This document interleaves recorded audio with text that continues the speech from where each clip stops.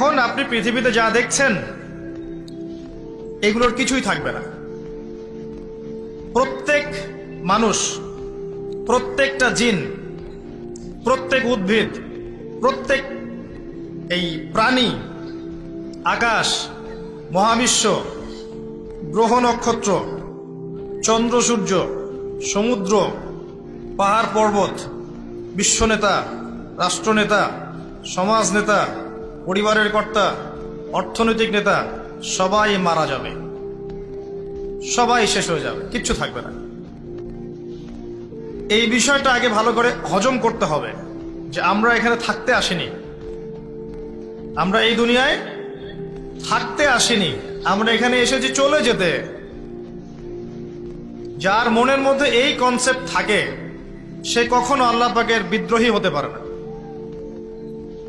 সে কখনো আল্লাহ দ্রোহিতা করতে পারে না, কুফরি করতে পারে না, শিরক করতে পারে না, আল্লাহর অবাধ্য হতে পারে না।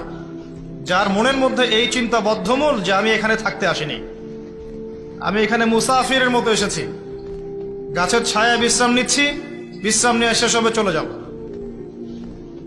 যারাই আল্লাহ দ্রোহিতায় লিপ্ত হচ্ছে, শিরিক করছে, বেদাত করছে, হারাম খাচ্ছে, ঘুষ খাচ্ছে, সুদ খাচ্ছে, জেনা করছে, আল্লাহ দ্রোহিতা করছে, আল্লাহর বিধানকে অস্বীকার করছে, তারা ইনডাইরেক্টলি ধরে নিয়েছে যে তারা মনে হয় পৃথিবীতে চিরকাল থাকবে।